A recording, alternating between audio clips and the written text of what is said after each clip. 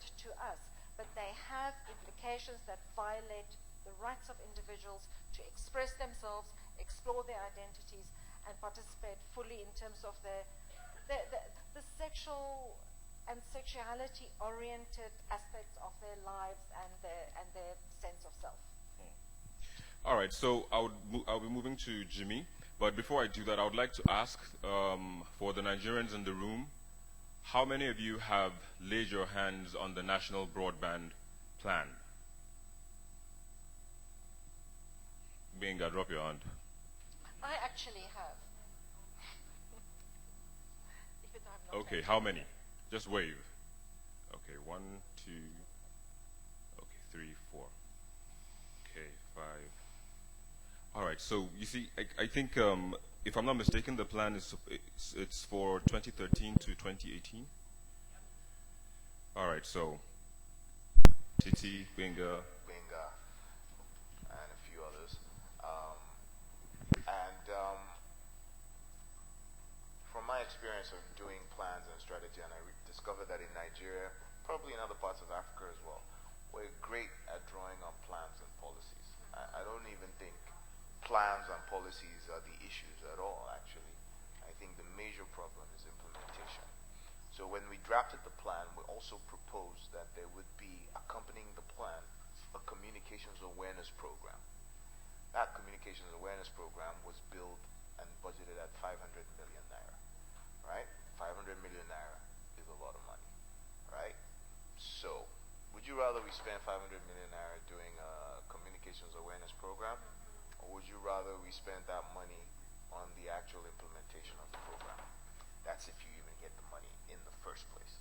So those are some of the challenges and some of the things we employed with some of the good promoters in this room, the news agencies, the online bloggers, community, etc.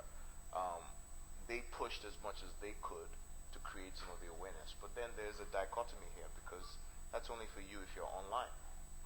So if you're not online, and there's the local content and there's the local language translation in terms of communicating what's the benefit of the internet to Mama Risika, who's selling rice in Obalende, and so on and so forth, we found that you have to attack the problem from different avenues and different perspectives. And that created a lot of challenges, because there are limits to the number of resources that are available to do that in the first place. And then you had to prioritize some of the activities that you had. For instance, do we go and focus on going to the states to get state government buy-in? Because it's still a national plan, but it has to be implemented locally. So the implementation is at state and local government level. And we still have a split in Nigeria. South Africa is slightly different, Kenya slightly different, Rwanda slightly different. But we forget sometimes Rwanda is like Lagos. Nigeria is like 36 different countries in one. So you might as well go and speak to every governor, and then speak to every local government chairman, and then speak to the Omoniles, and then speak to their grandmothers. I'm getting tired of it. So it's a difficult conversation. And sometimes when we look at that and we're saying, okay, it expires in 2018, we need to write a new one or update it, it's not really about updating it. It's a bit timeless in its timelines.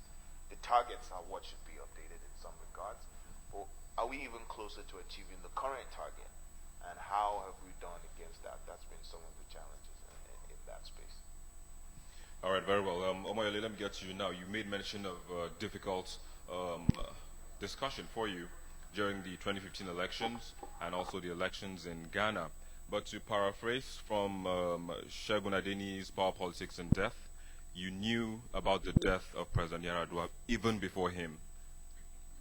As the spokesman, yes. I don't know if anyone has read that book. I did. And he said it himself. I didn't hear it somewhere. Putting that information out, don't you think it would have been a difficult reality for Nigerians and even the families of the then president, to swallow? Well, let me say, and that's a very important question. Let me say that in that regard, Segun was actually sitting in the living room of Yar'Adua, waiting to see him. When I called called him and said, Yaradua is dead. And he said, you're lying because I'm waiting to see him. Reason was that, and this is another difficult conversation, pastors and imams had been hired the day before to go and visit Yaradua. And they came out and said they saw him and he's well, he will soon resume work. I'm not lying. I didn't make this up. Difficult conversation. But here is it. It is because we had those conversations in those days that we are not fretting now. I told people when I was in town last time that Nigerians are not too crazy about Buhari's health because we have been ruled by a dead man before. That's the truth. So if he's well, no problem. If he's not, we had a guy who was brain dead for 5 months. He was ruling Nigeria from Saudi Arabia. We're fine. If this one too is dead and they are hiding it, or he's partially alive, we are not going to be driving ourselves against the wall because we've had that difficult conversation before, right? And it was a taboo to discuss health when we were reporting on Yaradua's health. It was a taboo in this country. People were upset, especially our brothers from the northern part of the country. In fact, they set up a support group on Facebook that had reached almost 80,000 people asking for Sahara reporters to be shut down when Yaradua died. Because it was difficult for them to accept that we could be telling on a daily basis Yaradua's heartbeat, his brain functioning, as they were shutting down one after the other. It was a difficult conversation. And that's why I'm saying the internet has provided us to go beyond or go past some of those issues in Nigeria. And I'm happy about it, that we can go about our lives, peacefully when the president has not been able to attend any Federal Executive Council meetings in the last 3 weeks. The first one he attended, I heard he left before they could do 10 minutes. Maybe tomorrow they will manage to package him again to go to the mosque. That's another difficult and complicated, matter. But it is such that internet has afforded a lot of us. And I must say this, that what has happened in Nigeria, those difficult conversations have also forced a lot of pockets and corners of this country to start embracing the internet the way they've never done before. I am completely surprised at how they consume internet in Kano, Jigawa, Kaduna. If you put out the story about Kaduna or Kano, the story will get more hits than when you put out the story about Lagos. Because people are embracing, avenues, the internet in such a way that they're having difficult conversation. Finally, I saw a paradigm shift on the internet. It was also difficult before to even attack religious figures. It will lead to a riot. People will burn down everything they can find. But you know what Northerners do these days? You abuse Muhammad, they will abuse Jesus, and everybody will be happy at the end of the conversation. Before it used to be that, we are coming to kill you now. You abuse my God, I abuse my God. Everybody goes back home, we're back next day on Facebook to interface and engage again, and nobody's dead. Right? Difficult conversations again that we're able to have because of technology. I think we're moving forward in that regard. All right, so Kenneth, you talked about unlawful interception. That would be of information or messages that people share online. Like you said, you are from the regulatory arm in Ghana. So is there any policy or document that you guys are formulating or any advisory council put together to ensure that the government doesn't, in the name of national security, unlawfully intercept messages of people online? Yes, sure.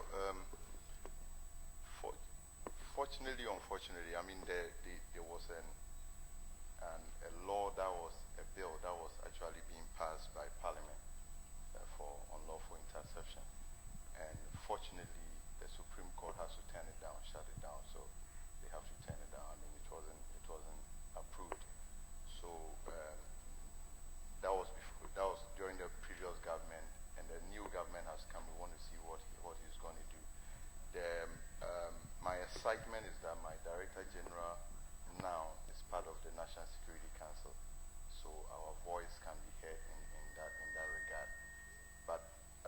actually our license conditions and our act specifically says that you cannot intercept, check even people's, you cannot there shouldn't be any unlawful, you cannot intercept people's communication, you cannot intrude their data and everything. So the mobile operators who are the licensees are the only people who has the right to keep information about the consumer.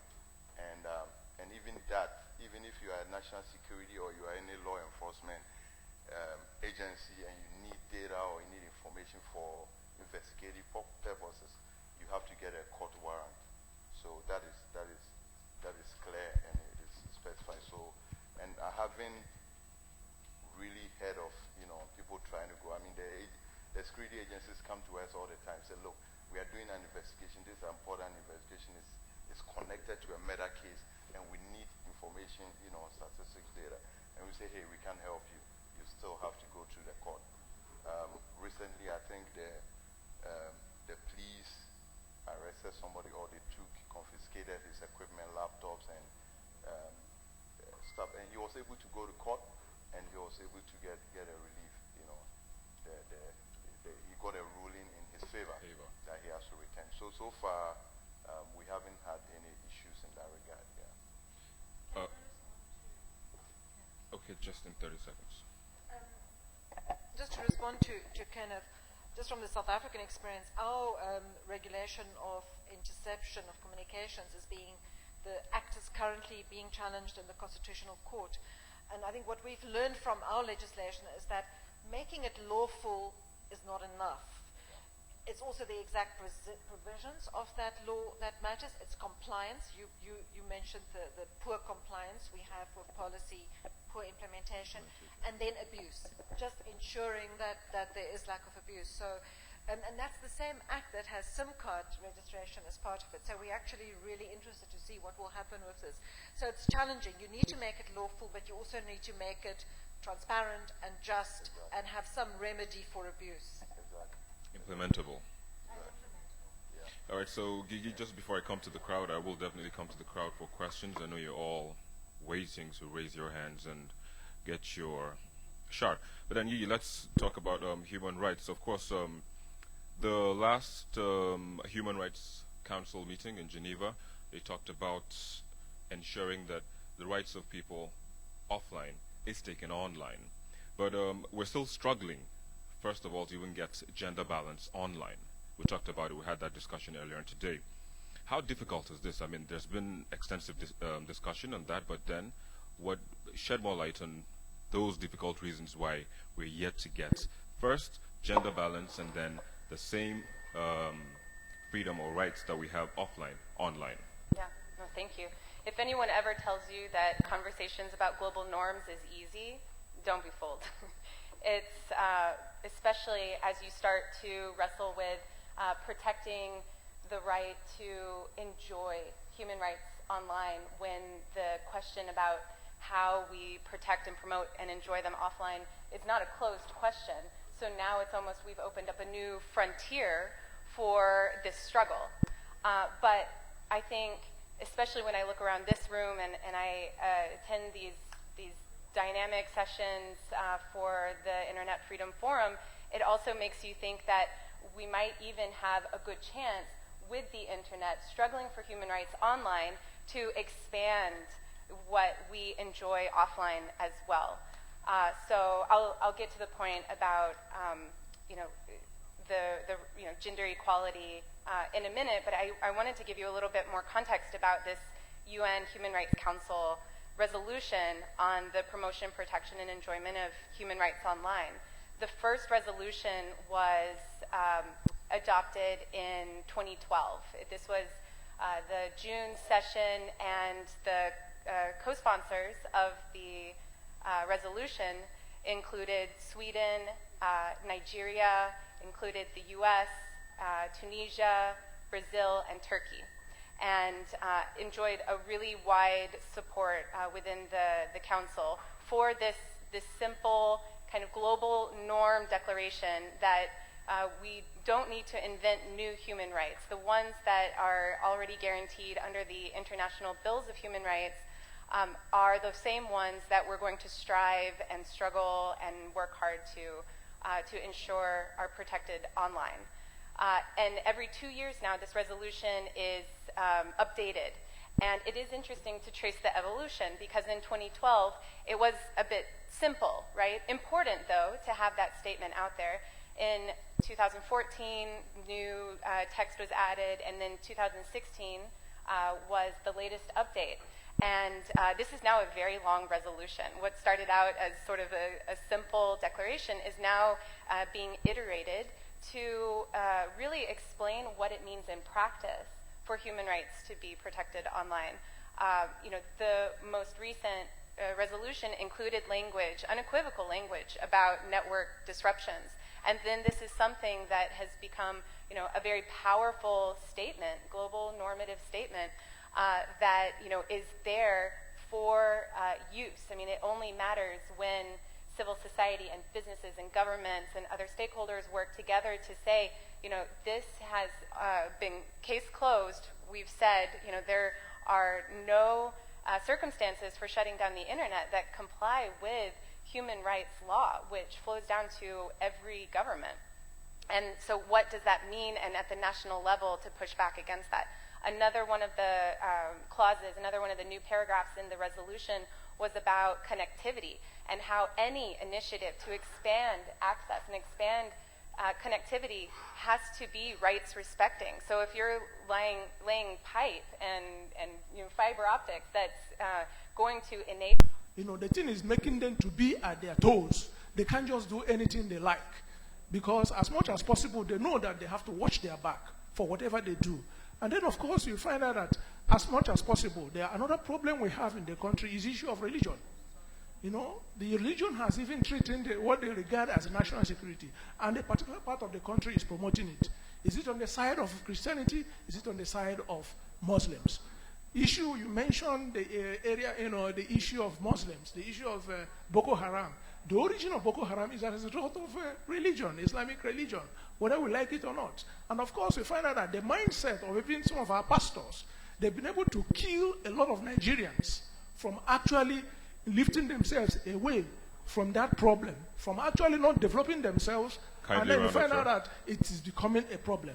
And then until we begin to change the mindset of Nigerians using the internet, we cannot develop, and we cannot move to a level where we can say, okay, here is a country we have. And then it is the same problem across board the whole of Africa.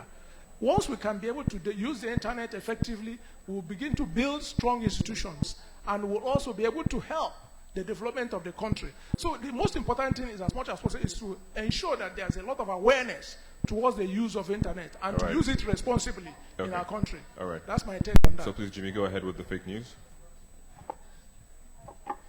Firstly, I have to make an observation that Nigerian questions tend to not be questions. He went on and on. They just become essays and diatribes. And I have to say that we're here today because people like Benga saw a problem and decided that they needed to build something to solve that problem. So Paradigm Initiative was formed so that we could have a platform to talk about digital rights and digital access. And I'm here in Nigeria today because they'd been asking me to come and work in Nigeria, and I was like, I use internet in my house. There's no internet in my house in Nigeria. And then one day somebody said, we're going to build submarine cable, will you come? And I'm like, I need to be a part of that solution. My dad says to me that if you are not a part of the solution, then you are a part of the problem. Yeah? And so, to the gentleman that talks about fake news, I would like to say, if you built a road, right, and a man decided to drive recklessly on that road, should I hold you accountable? Yeah? Because it seems like you like Facebook and you like Google and you like all these organizations, and then we're talking about holding them accountable. And I think this is part of the social contract about how we use internet and the facilities that help us to use the internet in a lot more collaborative manner, because we all have a responsibility and a part to play. So should I hold Facebook accountable for fake news? How do I know it's fake news? First of all, I have to develop an algorithm that helps me determine whether or not this story that somebody has published in the backyard of his room is true or not. Of which for every one of him that does that, there's another 1,000 people doing that, and so on and so forth. So I think there is an obligation and a duty in this new dispensation and this new paradigm about the use of the internet that has to have some degree of obligation on the part of the publisher of the fake news, which is, for instance, because some people publish it deliberately to misinform. So if I publish it to misinform you, then I'm not going to have an obligation to tell you that it is fake news. But if we were to bring on a sort of code of conduct that said, if you're doing satire, if you're writing an ironic article, if you are doing a sort of alternative reality or alternative perspective story, there is an obligation at the end of the article or at some point in the article to show that this is purely fabricated, this is purely the owner's opinion or suggestions and ideas, and it is not true. Just like when we do psychology classes to some people, at the end of the test, you have to, what they call, debrief and decode the individual so that they realize that the test scenario that they were put in is not real, that it was just a simulation. There is that part of the responsibility so that we can then agree to some sort of codification of law that says someone who deliberately publishes news to misinform, misdirect, and to cause some other adverse effect has caused some criminal offense, so that that person is held liable for their own action before we begin to go to how much can we hold people like Facebook and Sahara reporters accountable for things that they did not create. Can we respond to that? Sorry, are you? Well, let me just respond briefly first. I think the problem is then who decides? Who decides whether it was irresponsibly or created or not? And I agree with you. I do not think we should hold Facebook accountable. I do not think we should rely on algorithms to tell us what is fake news and what is not. I think we should rely on ourselves. And I think if we grow and become and live as active, critically thinking citizens, that's the best way of addressing fake news. I think what we do want these platforms to do, and I think increasingly Google and Facebook are getting really so much better at dealing with content that was shared without consent. The revenge porn regulation that they're introducing, that is a step forward, and I think that we can expect them to take down and deal with.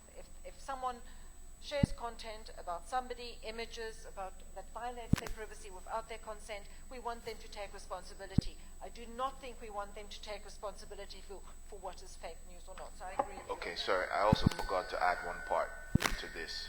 If you read an article and you discover that it is fake news, what do you do?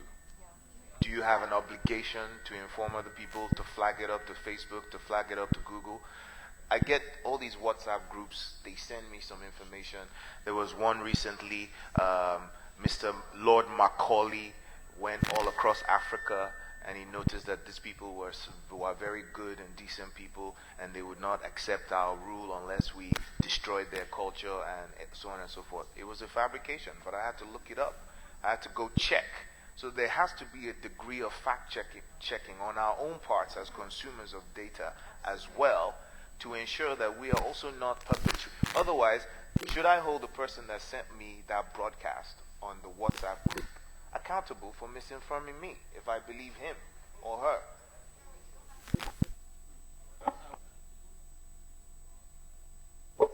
I think we get unnecessarily worked up about fake news. Fake news has always been around. In fact, if you walk through an American supermarket on your way out, almost all the magazines, there are about 20 of them that I know in the US, are fake news magazines. You know, the Globe, who will say that Obama was caught sleeping with another man, not his wife, and it's always there. But because you already know that they are there, you are not going to buy them. It's the same aisle that sells Time magazines, you know, New York Times. So it's a matter of, you know, elevating our minds to a critical level of thinking, you know. And the government that you are calling upon to regulate fake news, what does government give to people every day? It's not fake news. I mean, exactly. Government has been in the business of formulating and distributing fake news since 1960. And we have not... Are you sure they know you're around? Yes. So we are getting worked up. What I've noticed and what we must practice very quickly is that people blame Facebook. Facebook is also partially to blame. The reason is that Facebook is a commercial entity. And the person who is managing what goes to the front of the rubble is a data person who is just looking at algorithms to make sure that Facebook makes the most money. Facebook, unknown to most of you, also have very complicated and difficult relationship with governments that allows them to let some things go. For example, the fake website and page known as Sahara Reporters Rescue was created by the Senate President. Yes, it's managed from Ilorin. Facebook knew about it. We brought it to Facebook's page, but because they were paying Facebook, money, sponsorship, Facebook won't take it. We had to have a fight. They are back now with Facebook until we took Facebook to Twitter and said, you are collecting blood money from Nigeria. Shut down this Facebook page. Then we found that because you could never reach anybody at Facebook, they don't have a way to reach them until the problem becomes really big. Then they will contact you. And of course, with their usual arrogance of who do you think you are? We have 5 billion people. Why do you think we're interested in you? We've had to fight Facebook people. But the thing is that Facebook wants to make money out of Nigeria. They will fly from Kenya overnight to see Buhari and fly back because they need Buhari more than they need you. That's the truth. It's a commercial entity. I'm telling you, I've had that experience. Facebook also want to take over your life. They tried to do it in India. India shut them down. They are practicing something now where they call Facebook Lite, where they give you free internet. They determine the content you consume. So in a way, they are also somehow liable. But I'm just saying, please, just forget about fake news. If you go to Facebook today, we know all the fake news websites. There's one they call Weekly Post. There's a Post Nigeria. That's what they do, But they will always be there. What we need to shut down is fake governments that are parading fake people that give us fake news. A quick comment. Yeah. Well, this really a very interesting conversation. Well, we talk about Facebook. I mean, I agree with you, but talking about fake news. Fake news is not just about the people here gathered here. What about the person sitting in the village? What about that young boy, that illiterate? I mean, they all receive these messages and they pass it on. I think the only way we can actually stop this or minimize this is through awareness creation. I mean, you see Facebook, they go on Facebook, there are no guidelines over there, there are no notices, no information as to what. So the person just go and just put. So we have to actually, there has to be more awareness as we make the internet available to all our citizens. We have to make awareness. Talk about the pornography. Pornography, talking about, it's a good point that we need to protect pornography on our social media or on our communication. Now, the question is, how do we get it? How do we enforce this? If we are not allowed to access content, we talked about the fact that we need to put in some filters that can do that. Who has to do this? Who has to implement these filters? They are the service provider. The ITU regulation says that the internet should be unregulated. In other words, you cannot regulate the internet. So for the mobile operators, we give them licenses so that we can give them some conditions and all that. For the service provider, ISPs, we don't give them, there is no license, so you can't regulate. So how do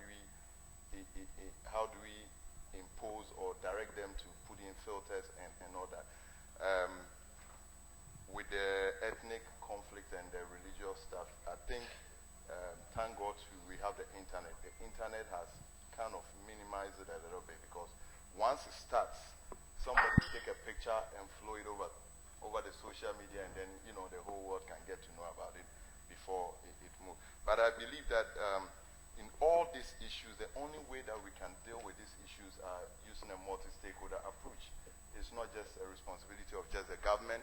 neither is it just a responsibility of the private sector. I think it's the responsibility of everyone.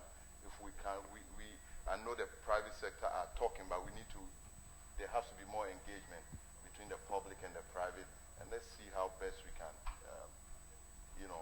solve this rather than going to issue directive that, hey, service provider, don't do this and don't do that. I think we need to engage more. Thank you. Very well. Very short. Okay. I just wanted to make sure we got to the question about national security, because I feel like this is often one of the most difficult of the conversations when it comes to free speech online specifically. And there's two components to that. One is it's often used as a pretense for control, like has been discussed already on the panel. And so we have to be very skeptical and wary of claims of national security interest. These are extreme cases, and when they are in fact cases where it is a legitimate national security threat, even then the measure has to meet a certain test in order to be the appropriate response.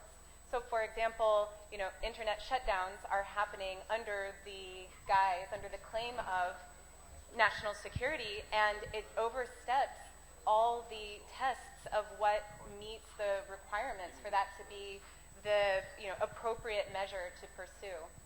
And we see a lot of examples of that. So I just think the national security claim is something that we do want, law enforcement, security forces to have available to them the ability to carry out their mandate, which is, to protect citizens.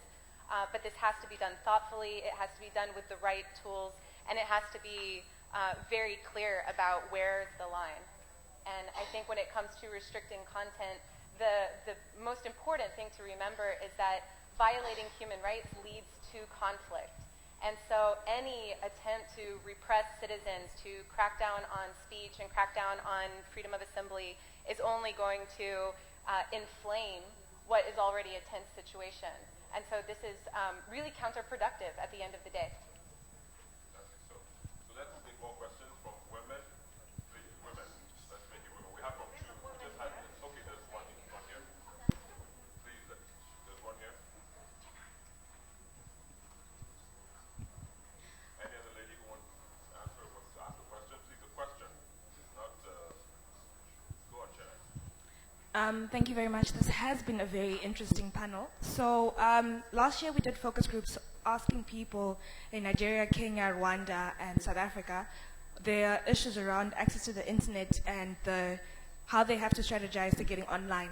One thing that came up was around bad content. So we had women and men who were saying, firstly, they don't want their children to go online because of pornography, sexual content.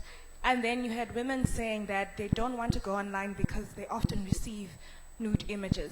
So these are people who've actually gone online, and then now they're choosing to go offline. So then my question becomes, should we be concerned that by having this platform where we can have difficult conversations, should we be concerned about the people who will decide that this is too much for me, I'm leaving this online space? Thank you. Let's take another one. Preferably from a lady, ICT, girls in ICT. There's one and one here. Yeah, girls in ICT. Yeah, let's respect that. No, my question would just be to follow up from what she said. So how do we prevent them from leaving? Okay, from leaving Yes. the online space. Yes, All right, exactly. great. Who wants to go first? Shall I try that? Chennai, I think that it is a really, it's a real issue, and I think we need to confront it. I think it's partly what you mentioned about the social contract of behavior. How do we affirm that, and how do we acknowledge the importance of respect, of tolerance, without forgetting the importance of disrespect and of intolerance, of bad politicians, poor governance, corruption, human rights abuses. I think that for me the issue, particularly that women experience online, it's a projection of what they experience in real life. I think we live in a society where there's just not enough acknowledgement of women as equal citizens, of women as not just being sexual objects or cooks or mothers. And I think we need to address those issues in society as a whole. And if we do that, I think we can deal with this. I also think it's important for women to take that on board. I don't know if it was you. I heard someone say this morning, we have to act. We have to take responsibility as women as well. If we don't empower ourselves and claim our own space, confront abuse and disrespect, things also won't change. So I don't think there are easy answers, but I think a protectionist paradigm by saying we'll remove all this offensive content is an empowerment paradigm. I think we'd rather have to face the abuse, face the negative content, empower people to challenge it, to reject it, to counter speech against it. And not just online, also offline. So I'm not sure if you're satisfied with that, but I'm not sure that it's a straightforward response. I'm going to say very simply, if they choose to go offline, let them. Yeah, respect that as well. I think they have every right to do that. I think offline, many of us express that choice every day in different facets of our lives. Some of us choose not to watch Big Brother, and some people do. That's my choice. Some people decide that they don't even want to watch TV. Some churches say don't do jewelry and don't listen to secular music. And some people say don't read books. Yeah? You let them. But let me ask you one very mischievous question here. By a show of hands, how many people like to watch pornography here? Difficult question.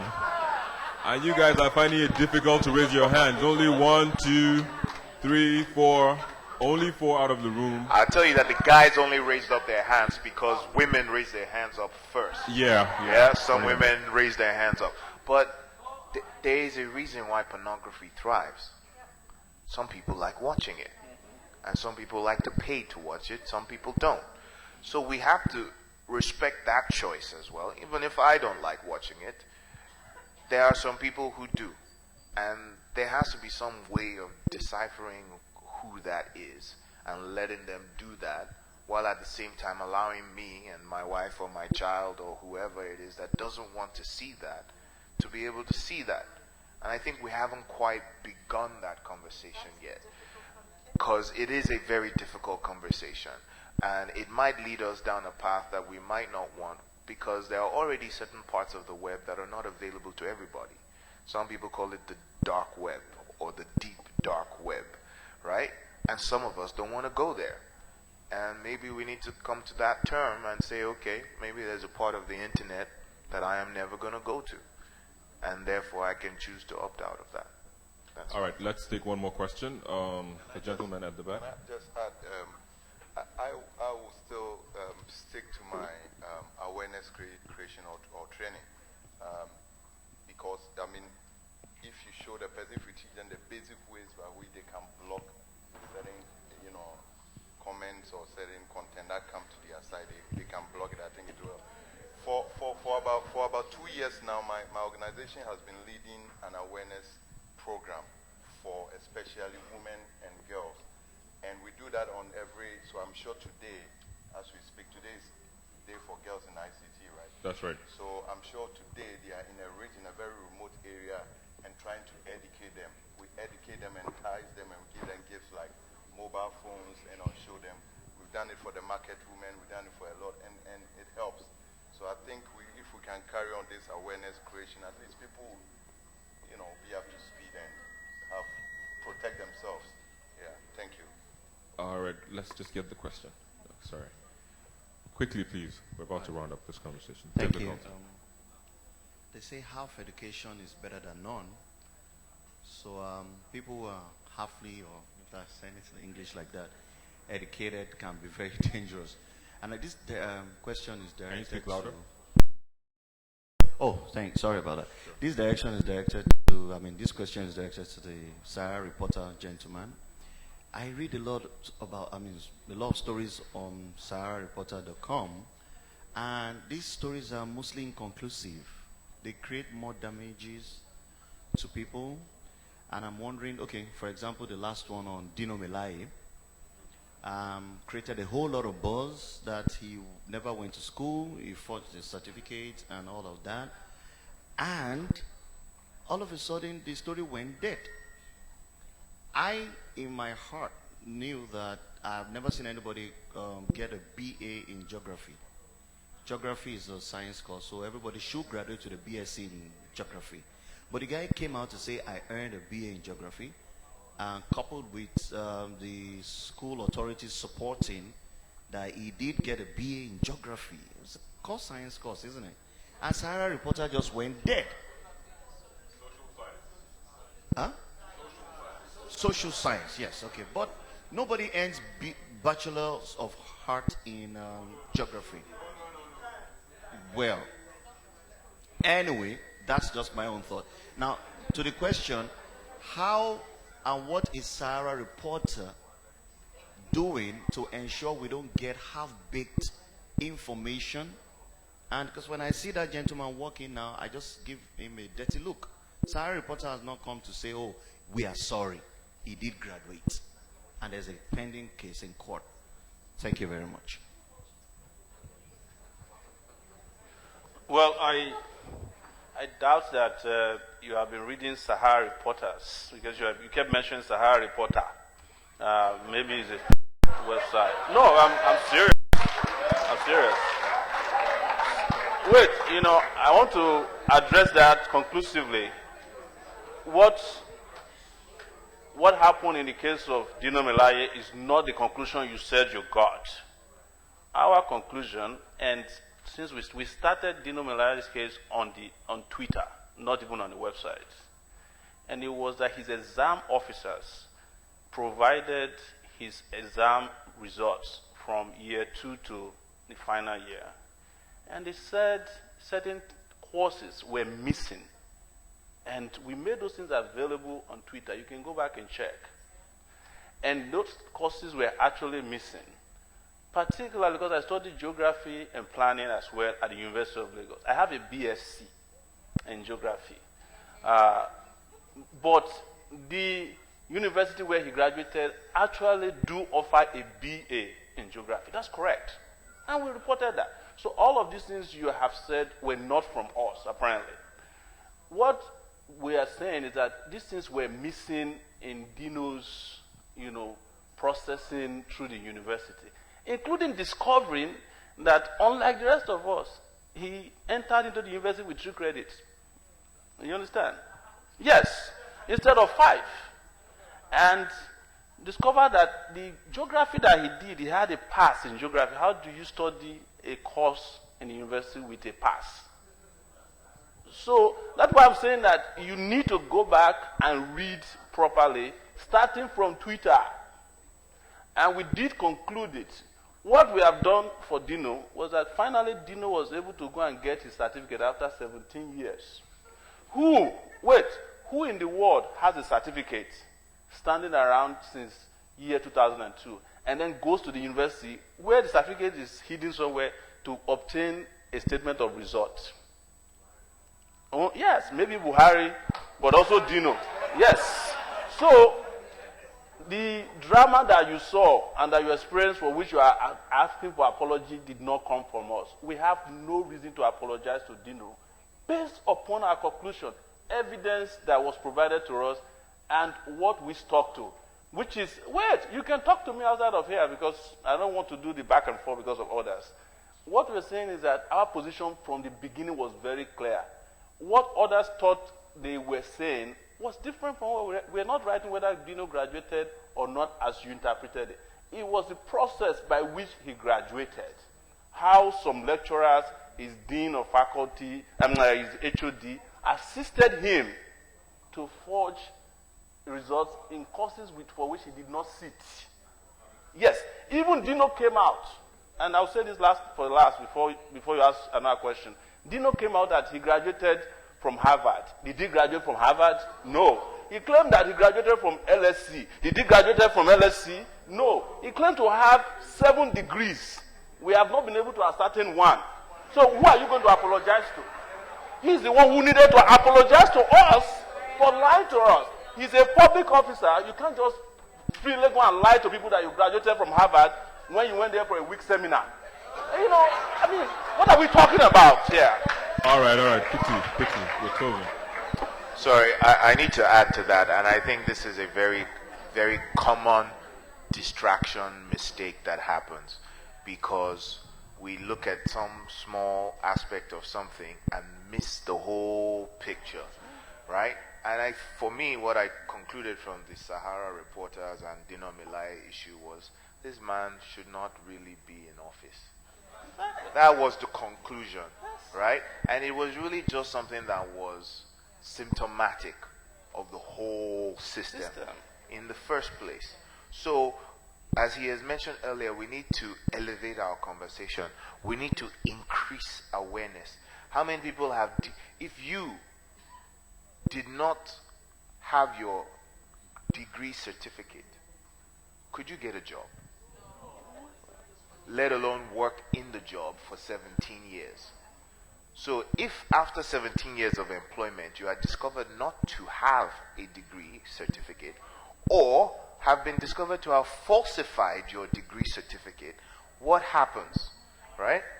Okay, so this conversation, this information that we're discussing is about elevating this education, elevating this awareness.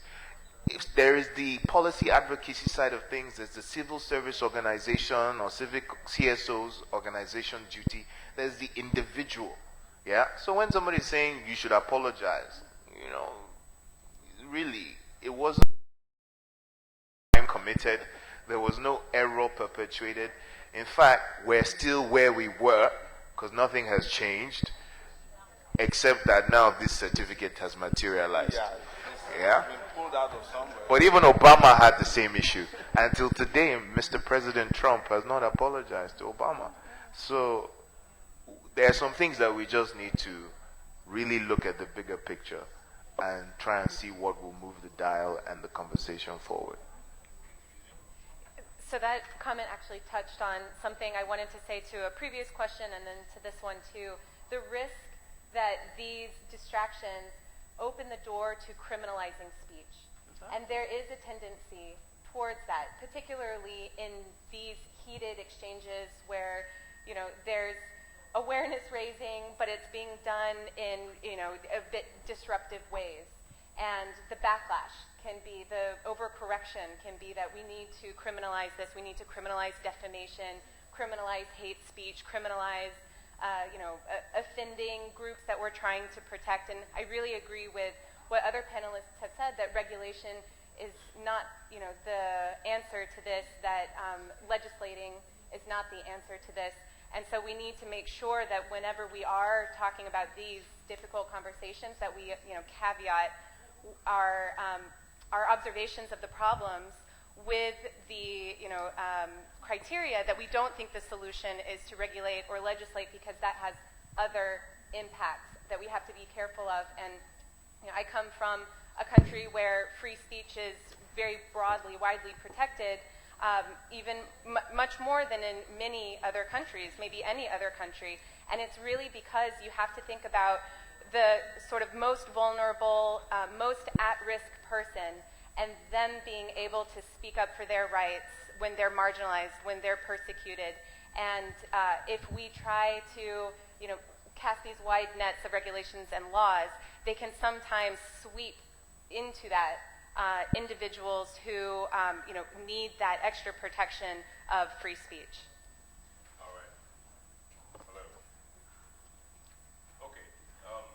Well, I think for me, Yali mentioned his path.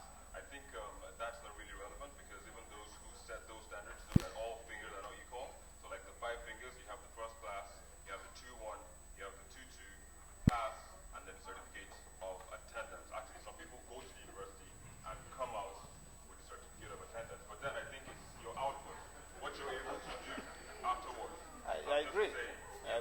No, I totally agree. I don't think that we've never mentioned that Dino was less a human being because he had a third class. Never. You know, I didn't have a first class. First class or a pass? I mean, what the university said is that he had a third class. In fact, we were the first to say that he had a third class. We were the first to release the result that was presented, that he presented. So for those who follow us on the internet, they know the truth. And like I was telling the gentleman there, Dino owes us 7 apologies. From LSC, Harvard, his secondary school, a lot of apologies to Nigerians. Well, difficult as that may be, it is also difficult for me, but I have to say this is where we'll have to close this round. Thank you.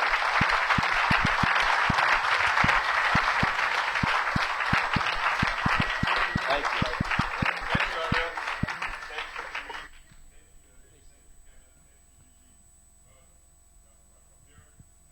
Everyone who attended the session. At this point, I'd like to call on Peter Sheson, the Executive Director of Paradise Initiative. Oh, okay, great. It's working now. Thank you, of course. There you go. Great job, man. Great job. I'd like to get your card. Thanks, and you haven't sung yet. Okay, I will do that, I promise. Exactly. Thank you, sir.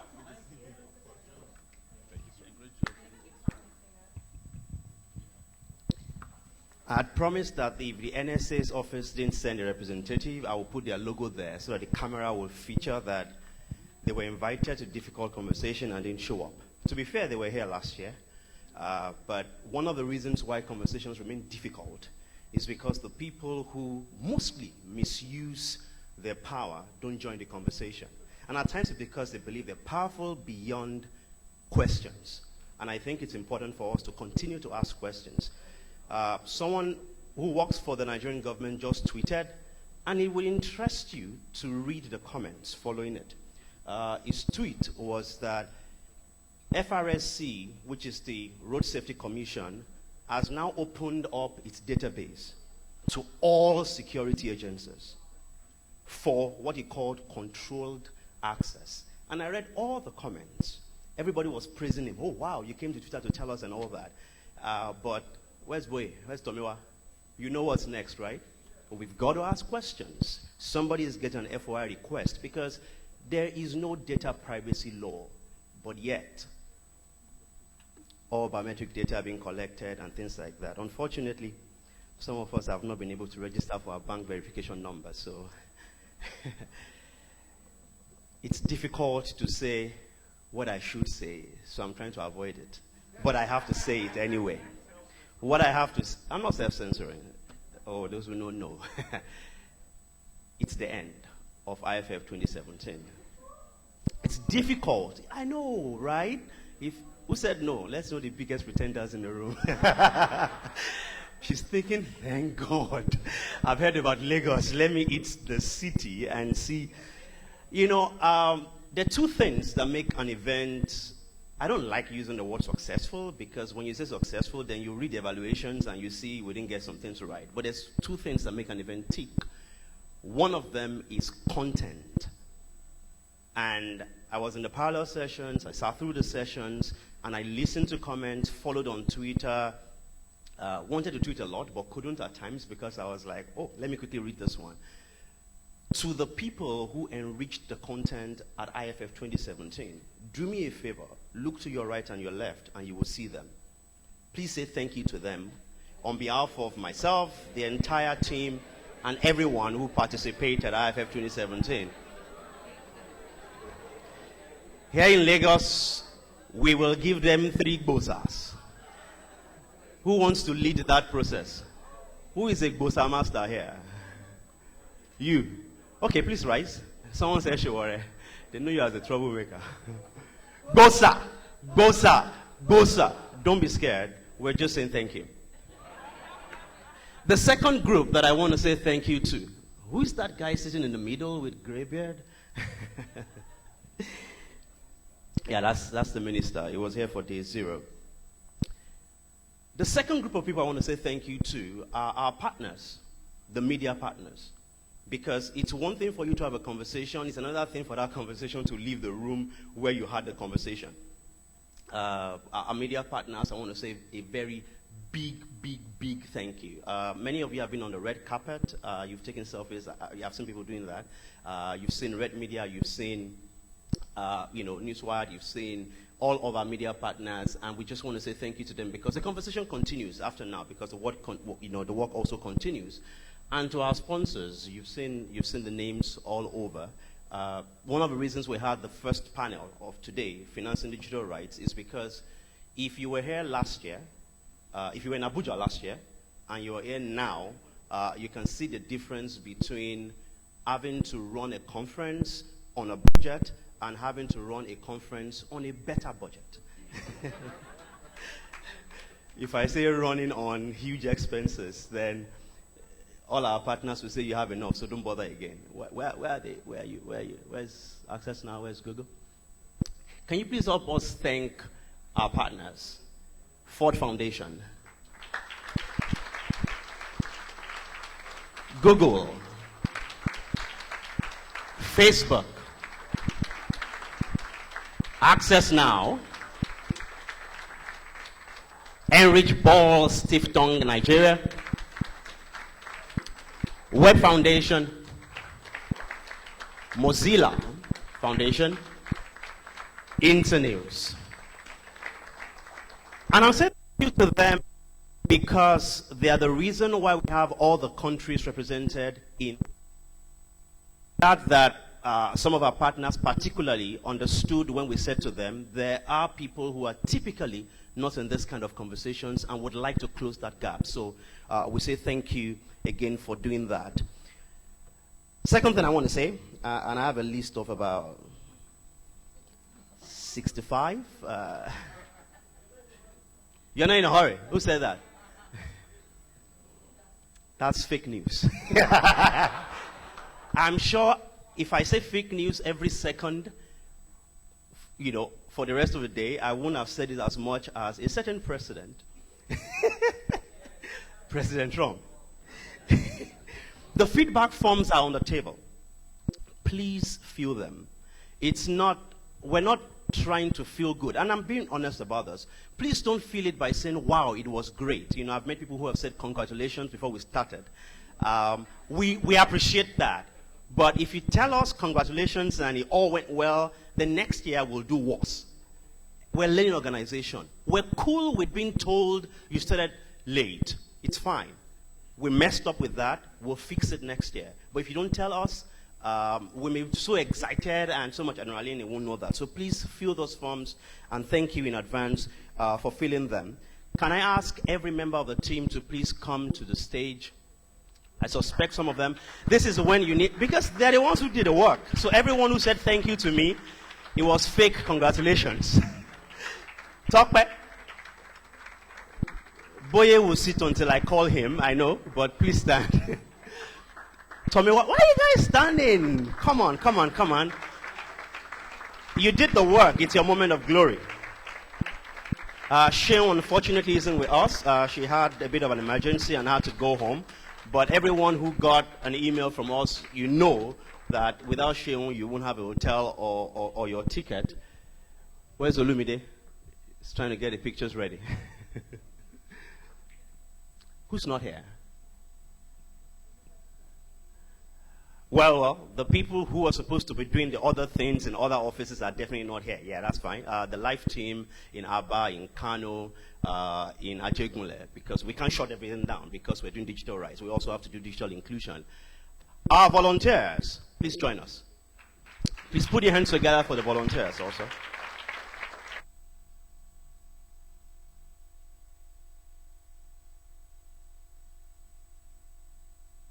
Those who said thank you to me, please, you need to take it back. I willingly give it to you. Look at the faces. These are the people you want to say thank you to. Please, help me put your hands, because this is selfish interest. If you thank them well, when the demand for IFF 2018 is made, I will have a reason to say, let's rock it, let's blow it out, successfully. Tokwe, thank you. Boy, thank you. Tomiwa, Benga. Many people here probably won't like Benga. He's a finance guy.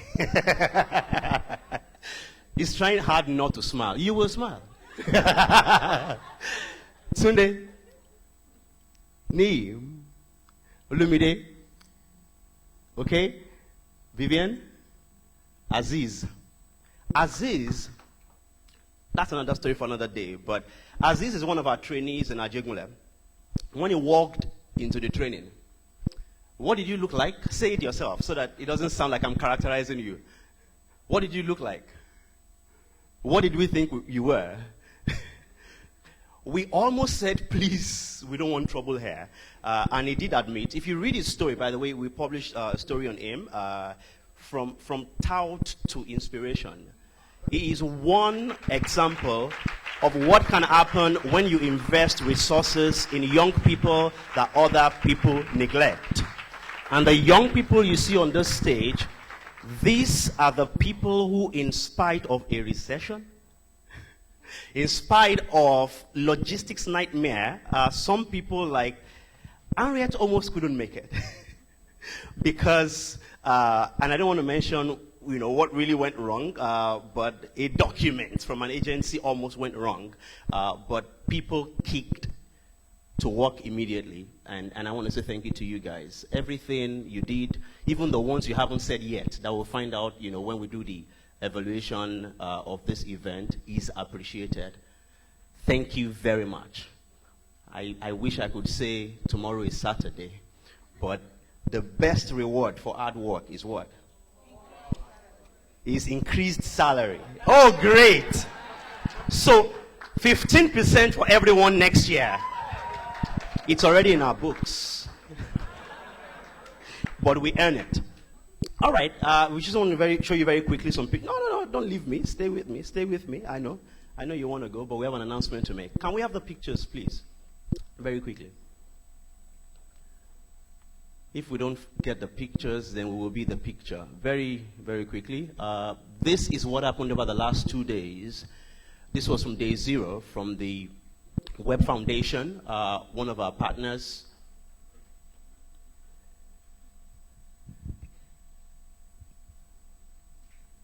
I was hoping for some music around this time.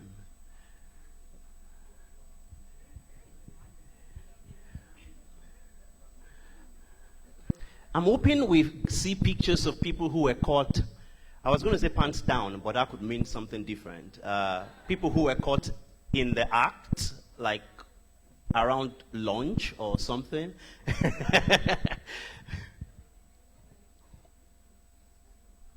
There's a specific love for this panel because the picture has stayed on. It's Girls in ICT Day, so it's okay. Oh, okay. It's moving on now. Yes, you can clap if you see your friend or someone who's just like looking good. That looks like someone I just saw on a panel. Yes, you can clap if you see your friend or someone who's just Ekolowa Oyibo, Oyibo, why you speaking Oyibo? Oyibo, you dey Lagos Oyibo. If I carry you to banana, my guy, you go love Lagos. If I carry you to Lagos, you go love Lagos. Okay. This is the part where we announce the date for the next IFF. And the reason for that is very simple. IFF is not a forum that ends. And by the next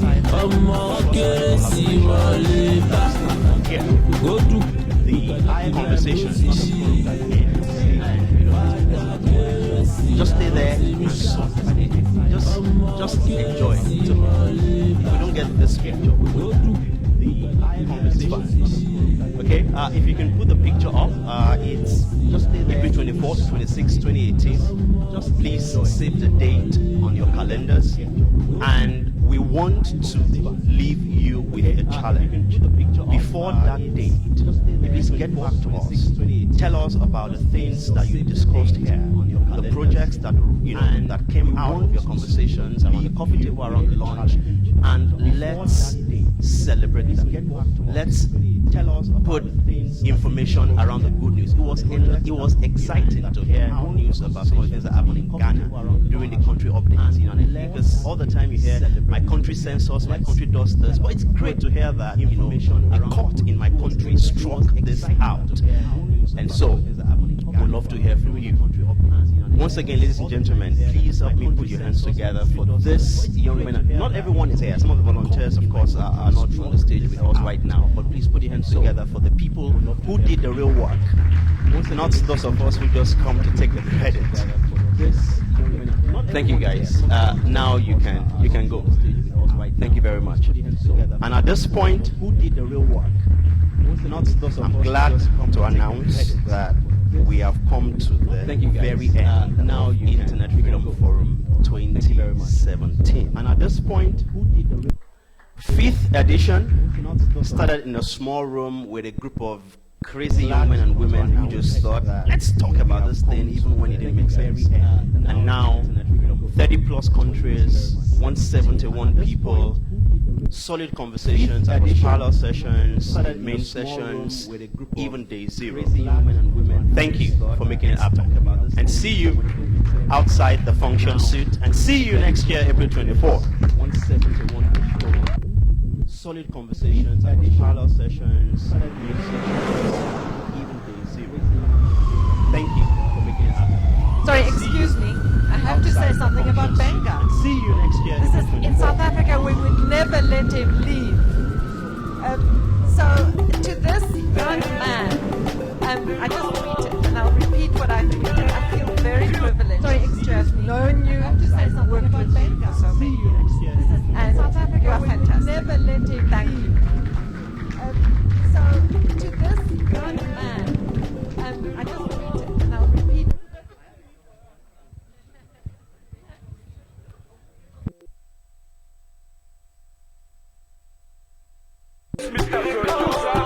Oyinbo, Ekolowa Oyinbo, Oyinbo, why you speaking Oyinbo? Oyinbo, you dey Lagos Oyinbo. If I carry you go banana, my guy, you go love Lagos. If I carry you go to Elegushi, you go love Lagos. If I carry you go, you know my guy, you go love Lagos. Sepe see the police, Governor Ambodo Kofoshi, helicopter low for Loki, you cannot deny you don't see. Fada kérésì làwọn tèmi ṣá, ọmọ kérésì wọlé bá, kó dùn kó pọ̀ kó pẹ́ làwọn tèmi ṣá, ìtẹ̀síwájú Èkó làwọn tèmi wá.